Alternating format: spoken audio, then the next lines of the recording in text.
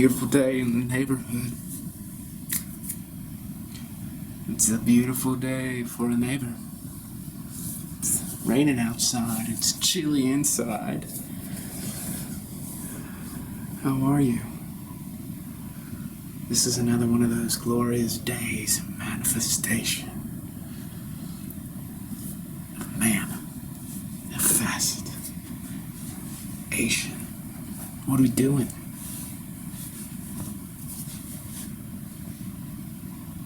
What are we doing here, mate? Are we on the right frequency? You and me? We got it orchestrated. 417 hertz, I learned today. That's kind of like the divine tonal frequency that the Roman Catholic Church used to use for like 150 of their Gregorian chants, and like one has survived. It's St. John the Baptist. And these tones, there were 6 tones in that Gregorian chant, and it was done in like the 417, A417 frequency. It's supposed to be the most uplifting and transcendental and wholesome frequency. It's the frequency of the Creator. Gone, man. It's like the Roman Catholic Church found out that shit was live and lit, and they're like, we're suppressing that. See ya. Let's bring in the 440 hertz. Now, apparently the 440 hertz is kind of like static for the human mind. It's like you get the frequencies that are coming in here, and they're translated electrochemically by the neurons. And apparently A440 is kind of garbage, but it's what we listen to. So my whole life, I've been listening to static.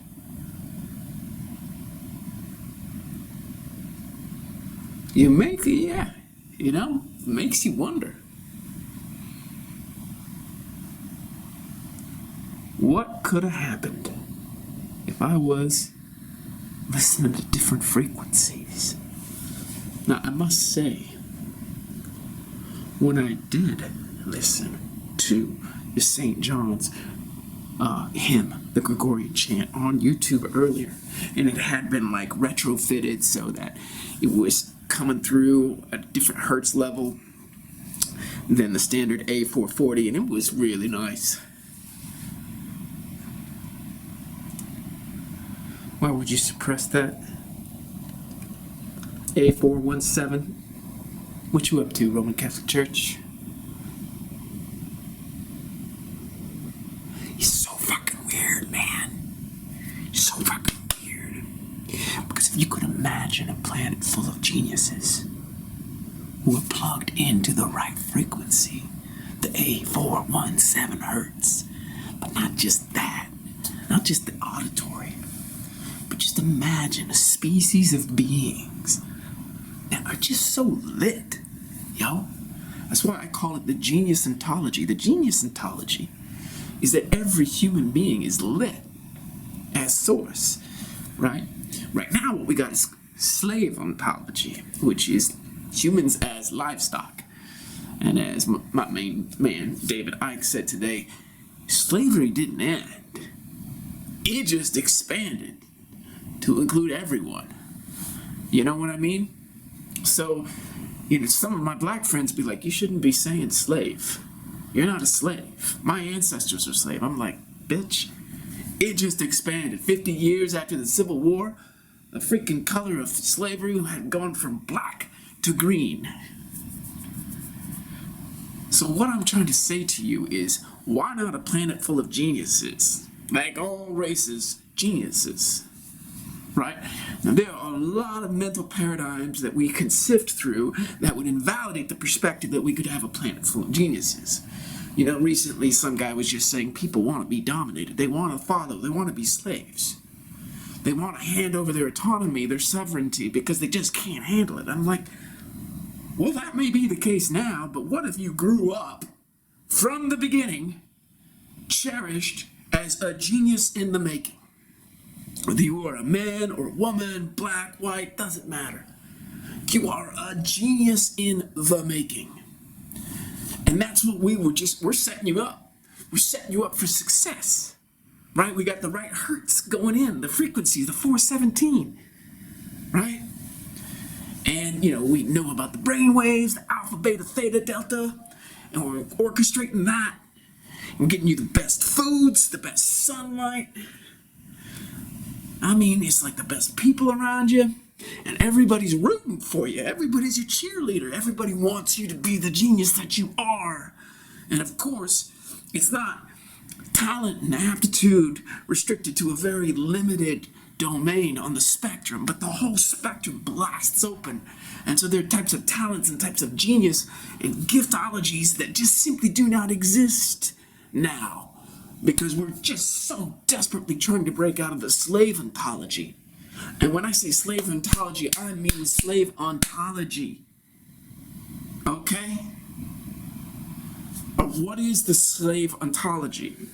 This is so important, and it's kind of something that I've developed, although of course I'm not the only one who looks at the world in this way, but I contrast slave ontology with genius ontology. They're different parts of the spectrum. Slave ontology is when your whole worldview is situated in your reality as livestock for your masters. Okay? You're at the bottom of the master-slave pyramid. You have no idea what's going on up at the top, except when you break free from that slave ontology and you start to see. But your whole life is situated around being herded and being livestock. Okay? So how that translates is, you basically, from the very earliest of age, you're indoctrinated in elementary school, secondary school, high school, college. You get your career job, you get your marriage, you get your kids. Now, and then, you're plugged into mainstream media and mainstream entertainment, and you have mainstream education, and your employment is extremely standardized. And we just kind of take this for granted as the way things are, right? Now, contrary-wise, imagine, and it's very hard to imagine, actually, because someone asked me, well, what would a genius ontology society look like? Let's say it's hard to say. I'm going to be honest with you, because right now you'd have to kind of strip away so much, if not all, of the slave ontology society, which is epidemic throughout the globe. It is civilization itself, where you've got billions of slaves at the base of the pyramid and, a very select minority at the top controlling things top down. Okay? A genius ontology doesn't have the master-slave paradigm. It doesn't have the master-slave pyramid. Okay? There isn't a select few governing billions of people. Okay? It's essentially people being radically interpenetratively cooperative, rationally cooperative, okay? And in this rationality of the genius ontology, basically we realize that we can expedite our own self-interest in cooperative interrelatedness with each other, so that I'm working on what's best for me, but realizing what's best for me is also best for you, and vice versa. And so we're really taking care of ourselves, but we're also taking care of each other, because we know we can't take care of ourselves unless we take care of each other. All right? So what that means is there's no dominating force above us. There's not a dominator hierarchy. When there are hierarchies, there are growth hierarchies, which mean we have leaders who actually care for us, and very importantly, leaders who know us. Because the difference between a leader and a ruler essentially is a ruler doesn't give a fuck about you and is exploiting you. A leader, in my definition of leader, not everybody's definition, my definition of leader is someone who knows you and loves you and wants you to actualize your aptitude, your gift, your genius. Okay? So that's the frame. There's growth hierarchy with leaders who care and love you and are actually trying to develop your genius in a particular way, whatever you signed up for with that leader. Okay? So, I've actually come up with a societal blueprint that I call the pod. And I think it's a little bit too controlling, so I don't take it too seriously, but it gives you an idea of what I'm saying. Because ultimately, I think, even though I love the architecture of the pod, I do believe it would be experienced as too controlling. Essentially, the pod is a community of people, let's say 40, because somewhere I read that that's the ideal number of a tribe, where everybody knows each other. There is a leader, okay? But that leader is responsible for making sure that everybody's rocking out with their own genius in a collaborative or orchestral setting. And it takes care of the survival needs, but also the self-actualization needs, okay? So if someone is really good at, the internet, like being an online savant, okay? That person is going to be the individual who really is responsible for being the ace with respect to the internet for that community. So helps them understand how to use it the best, okay? Helps them understand like how to communicate with other pods the best, because I actually have managed to imagine a whole community or civilization of pods. So then there could be someone who's all about security for the pod, whether it be cyber security or physical security, just security. And they actually help to make sure that there's no violence in the pod or between pods or whatever. And then there's someone who's just awesome at gardening, okay? And then, so you could just imagine all the major skills that are necessary for communities. Someone's rocking that out. And they do it based on their passion. They do it based on their genius and their families. Maybe it's like 6 families, who knows? And so these pods reproduce over time.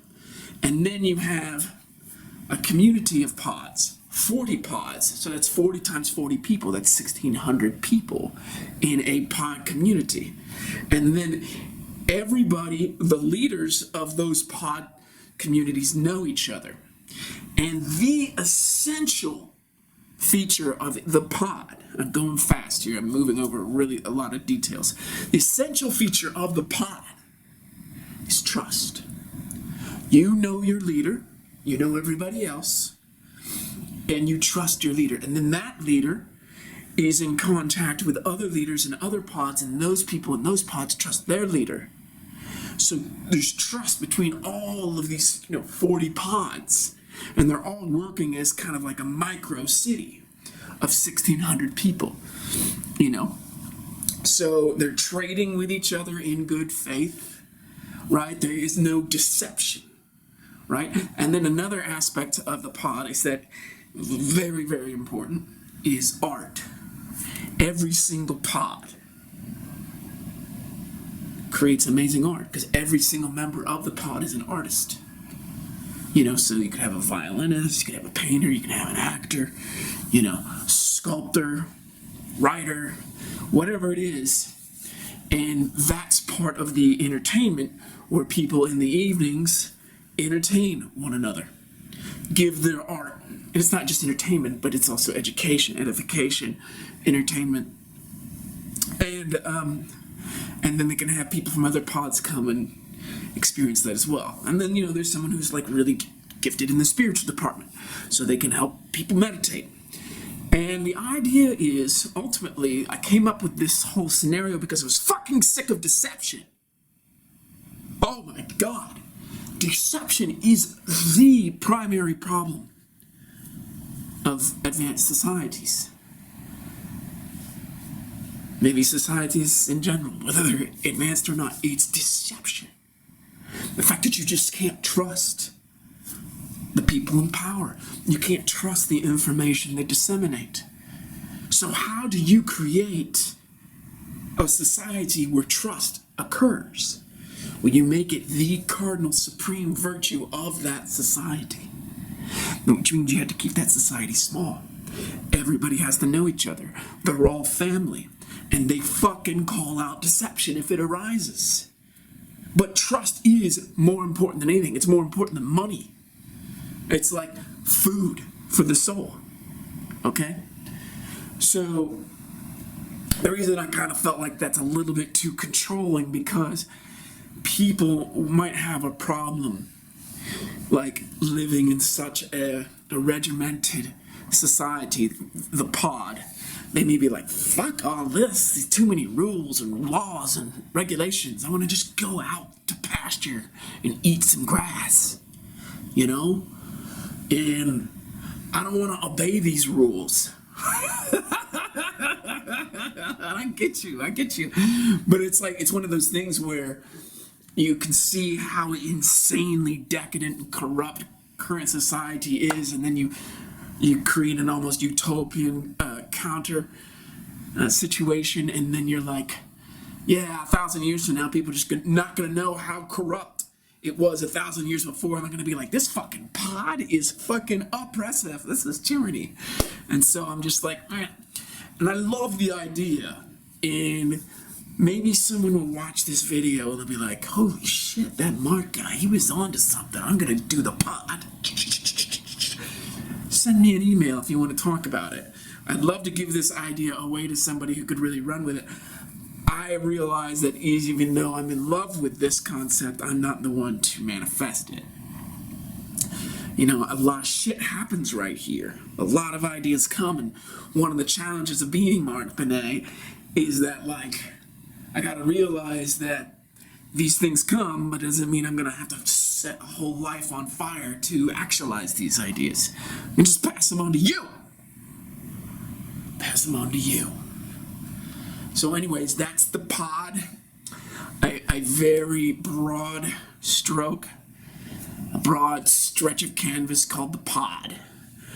And I think it's like Plato's Republic. And, you know, Plato used to be a hero of mine. Now, as I've matured, I'm not so fond of him, but he really woke me up in my early 20s and was quite a role model for me. But in his Republic, which is my favorite of his dialogues, he creates an ideal city and helps people understand the soul through that model in the sky, the city in the sky. And similarly, the pod is like this countervision to the insanity of today, where it postulates that trust is the most important feature of society.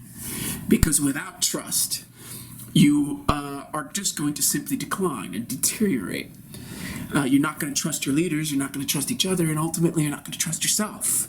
Because if you've been deceived by all these forces outside of you and you've internalized that deception, then however you cognize and recognize yourself is going to be problematic from the moment you're born. Because you're going to have all these programs coming into you that are deceptive. And if that's what you're crunching away at and computing in order to understand yourself, which is also understanding the world, then you're going to be fucked from the beginning. Especially because the people in power know they need to get you at the beginning. The first 7 years of life, they know. The Jesuits knew.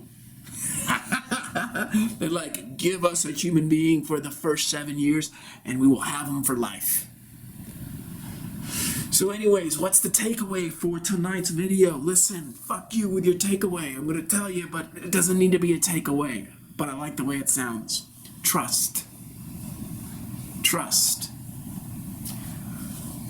Without trust, you can forget it. Without trust, you're lost here. Without trust, you're lost with other people. Without trust, you're just lost with respect to your entire society. Without trust, you're lost with respect to civilization. Without trust, you're ultimately lost with respect to reality. Now, what can you trust? Bam.